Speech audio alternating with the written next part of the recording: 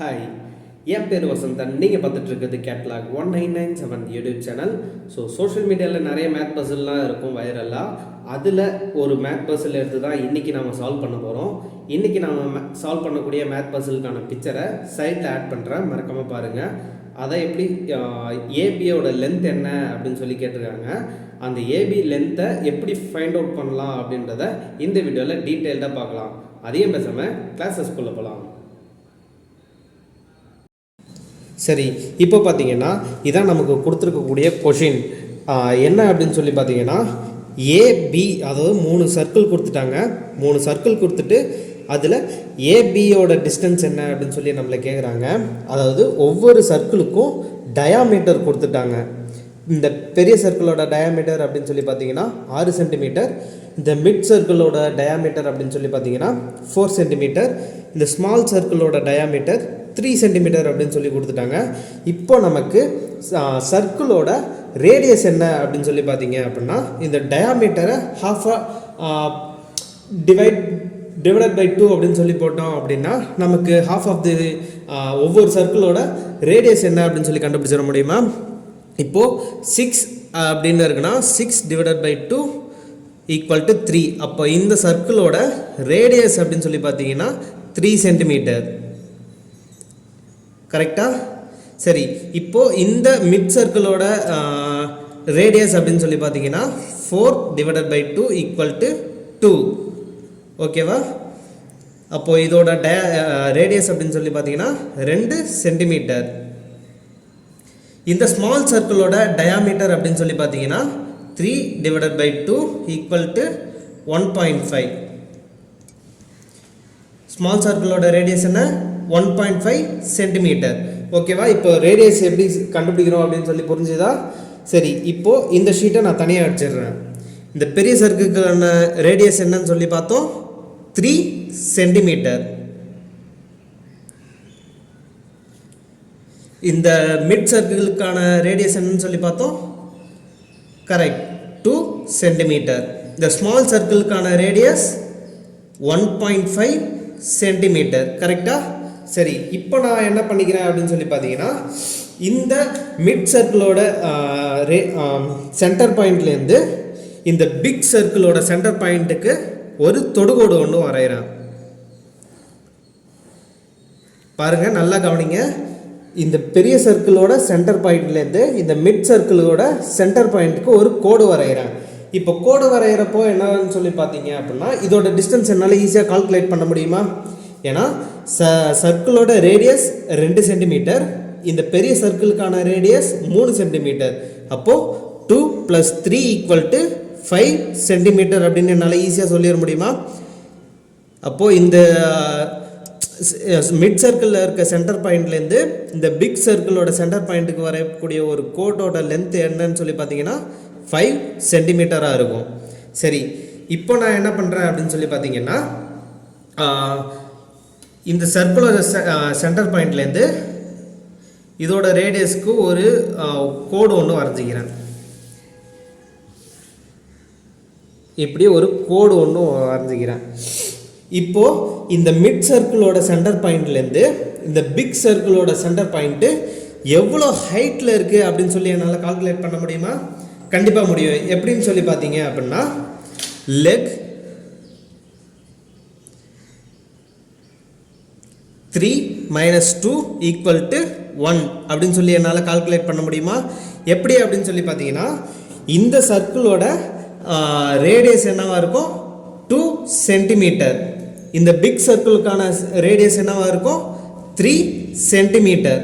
அப்படி தானே?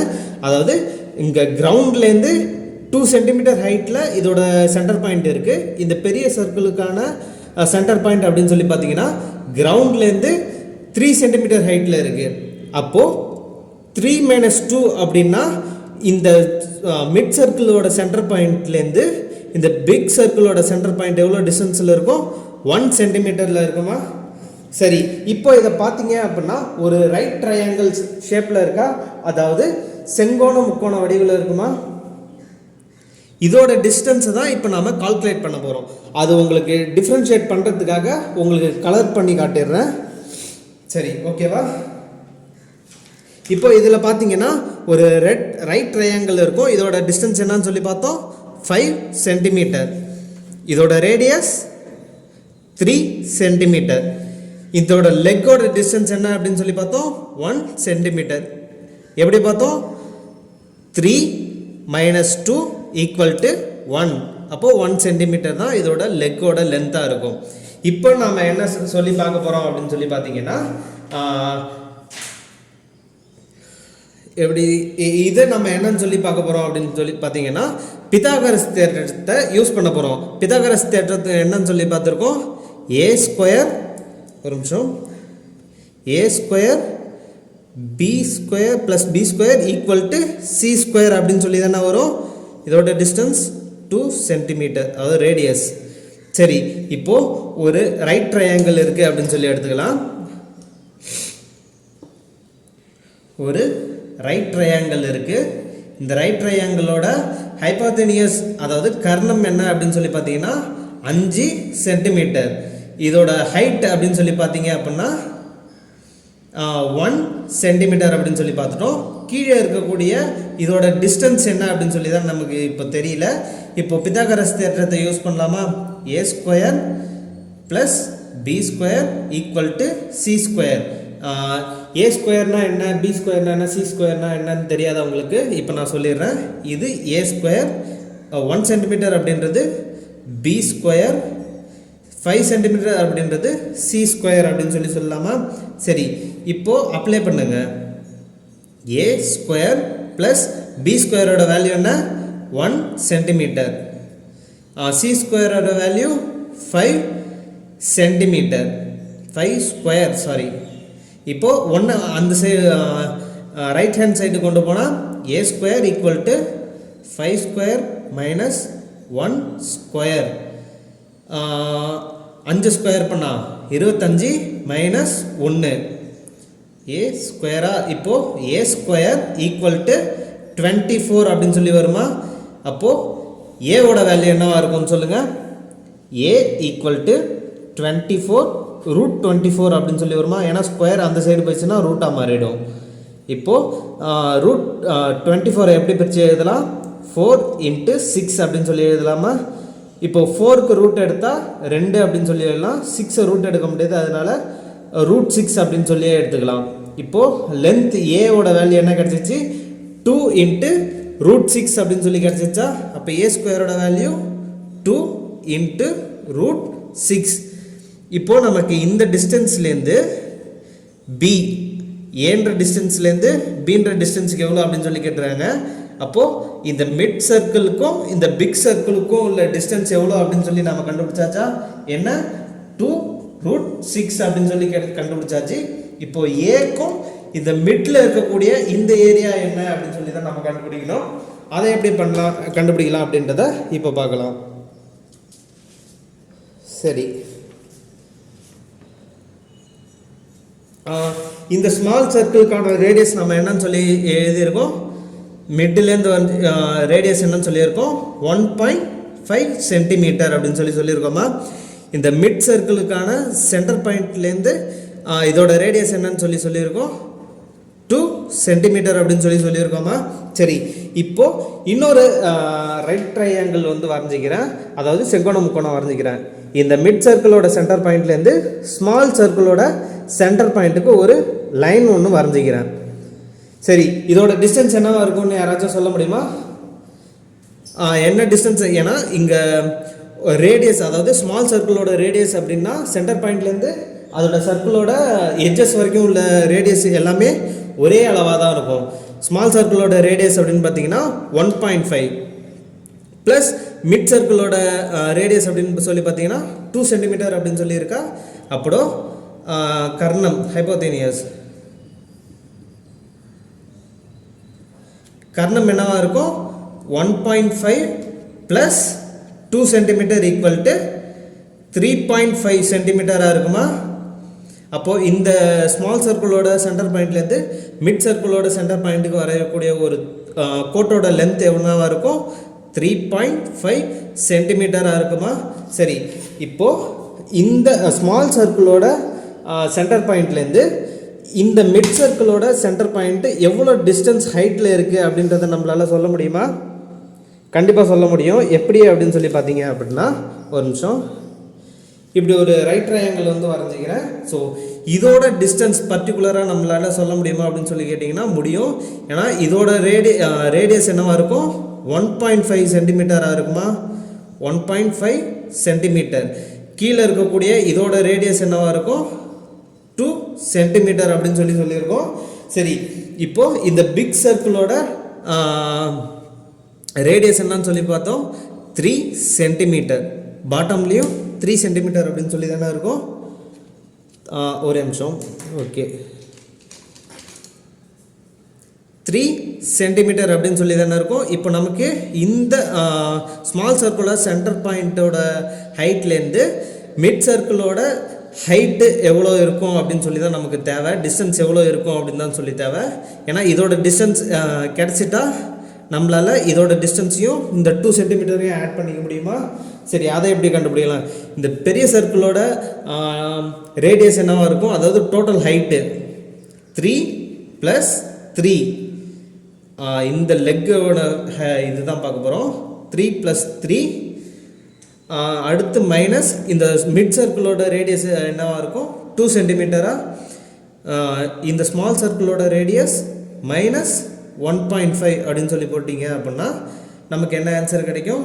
2.5 சென்டிமீட்டர் அப்படின்னு சொல்லி கிடைக்குமா? அப்போது இதோட டிஸ்டன்ஸ் என்னவாக இருக்கும்? 2.5 சென்டிமீட்டராக இருக்கும். இதை உங்களுக்கு ஈஸியாக ஹைலைட் பண்ணி காட்டுறதுக்காக உங்களுக்கு ஸ்கெட்ச் பண்ணி காட்டிடுறேன். சரி, இப்போது பார்த்தீங்க அப்படின்னா இதோட ரேடியஸ் என்ன, இதோட டிஸ்டன்ஸ் என்னவாக இருக்கும்னு சொன்னோம்? 2√6. இது 5, இது 1. இதோட இது பார்த்தீங்கன்னா 1.5ன்னு சொல்லியிருந்தோமா ரேடியஸ். இதோட டிஸ்டன்ஸ் 3.5 சென்டிமீட்டர் அப்படின்னு சொல்லியிருந்தோம். இது இந்த மிட் சர்க்கிளோட ரேடியஸ் 2 சென்டிமீட்டர் அப்படின்னு சொல்லியிருந்தோமா. இந்த லெக்கோட ஹைட் கண்டுபிடிச்சாச்சு. என்ன அப்படின்னு சொல்லி பார்த்தீங்கன்னா 2.5 சென்டிமீட்டர் அப்படின்னு சொல்லி கண்டுபிடிச்சோம். அதாவது இந்த மிட்டிலேருந்து ஆரம்பித்து இந்த சென்டர் பாயிண்ட் வரைக்கும் 2.5 சென்டிமீட்டர் அப்படின்னு சொல்லி கண்டுபிடிச்சிருக்கோம். சரி, இப்போ இது ஒரு ரைட் ட்ரையாங்கிள், அதாவது செங்கோண முக்கோண வடிவில் இருக்கா. இப்போ நம்ம பித்தாகரஸ் தேற்றத்தை யூஸ் பண்ண போகிறோம். அதர் லெக், 1 லெக்கோட கண்டுபிடிச்சாச்சு. அப்போது அதர் லெக்குக்கான வேல்யூ என்னவாக இருக்கும் அப்படின்றத தான் கண்டுபிடிக்க போகிறோம். அதாவது இப்படி தான் அந்த ரைட் ட்ரையாங்கிள் ஷேப் இருக்குது. இது 90 டிகிரியாக இருக்கும். இதோட லென்த் பார்த்தீங்கன்னா 3.5 சொல்லியாச்சு. இதோட லென்த் 2.5. இதோட டிஸ்டன்ஸ் தான் நமக்கு இப்போ கண்டுபிடிக்க போகிறோம். இப்போது ஃபார்முலா சூஸ் பண்ணுங்கள். இதை A, இது B, இது C. அப்போது பித்தாகரஸ் தேற்றத்தோட ஃபார்முலா என்ன அப்படின்னு சொல்லி பார்த்தீங்கன்னா A² + B² = C². A² value என்ன? 2.5 ப்ளஸ் B² வேல்யூ தான் நமக்கு தெரியல, அதுதான் கண்டுபிடிக்க போகிறோம். C² value 3.5 square. இப்போ B² இந்த சைடு வச்சுக்கோங்க. B² இந்த சைடு வச்சுக்கிட்டு 2.5 அந்த சைடு போனீங்கன்னா மைனஸ் ஆகிடுமா? 3.5 square minus 2.5 square. சரி, இப்போது B² வேல்யூ என்னவாக இருக்கும்? B² அப்போ 3.5 × 3.5 அப்படின்னு சொல்லி பார்த்தீங்கன்னா 12.25 அப்படின்னு சொல்லி கிடைக்கும். 2.5 × 2.5 அப்படின்னு சொல்லி போட்டிங்கன்னா 6.25 அப்படின்னு சொல்லி கிடைக்கும். இதை சுருக்கினீங்கன்னா 6 அப்படின்னு சொல்லி கிடைக்கும். B² தானே. இப்போ இந்த ஸ்கொயர் ரைட் ஹேண்ட் சைடாக போயிட்டால் B = √6 அப்படின்னு சொல்லி கிடைக்குமா? சரி, அப்போது இதோட டிஸ்டன்ஸ் என்னவா கிடச்சிருக்கு? நமக்கு √6 அப்படின்னு சொல்லி கிடச்சிருக்கா. கொஷினில் நமக்கு என்ன கேட்டிருக்காங்க? இந்த ஸ்மால் சர்க்கிளோட சென்டர் பாயிண்ட்லேருந்து இந்த பிக் சர்க்கிளோட சென்டர் பாயிண்ட்டுக்கு எவ்வளோ டிஸ்டன்ஸ் அப்படின்னு தான் சொல்லி கேட்டுறாங்க. ஃபஸ்ட்டு இருக்கக்கூடிய ரைட் ட்ரையாங்கிளோட லென்த் அப்படின்னு சொல்லி பார்த்தீங்கன்னா 2√6 அப்படின்னு சொல்லி கிடச்சிருக்கு. அடுத்து இருக்கக்கூடிய ரைட் ட்ரையாங்கிளோட லென்த் அப்படின்னு சொல்லி பார்த்தீங்கன்னா √6 அப்படின்னு சொல்லி கிடச்சிருக்கு. இப்போது இந்த டிஸ்டன்ஸையும் மிடில் இருக்கக்கூடிய இந்த டிஸ்டன்ஸையும் நம்ம ஆட் பண்ணோன்னா நமக்கு டோட்டலாக இருக்கக்கூடிய டிஸ்டன்ஸ் கிடச்சிருமா? அப்போது ஏபியோட லென்த் என்னவாக இருக்கும்? √6 + 2 √6 அப்படின்னு சொல்லி எழுதலாமா? √6 + 2 √6 அப்படின்னா 3 √6 அப்படின்னு சொல்லி கிடைக்கும். இதை நீங்கள் √6ஓட வேல்யூ கால்குலேட் பண்ணி × 3 அப்படின்னு சொல்லி போட்டிங்க அப்படின்னா அப்ராக்சிமேட்டாக 7.35 சென்டிமீட்டராக இருக்கும். அப்போது இதோட டிஸ்டன்ஸ் என்னவாக இருக்கும் அப்படின்னு சொல்லி பார்த்தீங்கன்னா அப்ராக்சிமேட்டாக சென்டிமீட்டரில் சொல்லணும் அப்படின்னா 7.35 சென்டிமீட்டர் அப்படின்னு சொல்லி சொல்லலாம். அப்போ இல்லைன்னா 3 √6 அப்படின்னு சொல்லி சொல்லலாம். ஸோ இந்த கொஷினுக்கான ஆன்சர் அப்படின்னு பார்த்தீங்கன்னா 3 √6 அப்படின்னு சொல்லலாம். இல்லை உங்களுக்கு அக்யூரேட்டான வேல்யூ வேணும் அப்படின்னா 7.35 சென்டிமீட்டர் அப்படின்னு சொல்லலாம். ஸோ இந்த கணக்கு உங்களுக்கு புரிஞ்சிருக்கும் அப்படின்னு சொல்லி நம்புகிறேன். ஸோ திரும்ப ஒரு வீடியோவில் உங்களெல்லாம் பார்க்குறேன். மறக்காமல் கேட்லாக் 1997 அப்படின்ற உங்களோட யூடியூப் சேனலை சப்ஸ்கிரைப் பண்ணிக்கோங்க.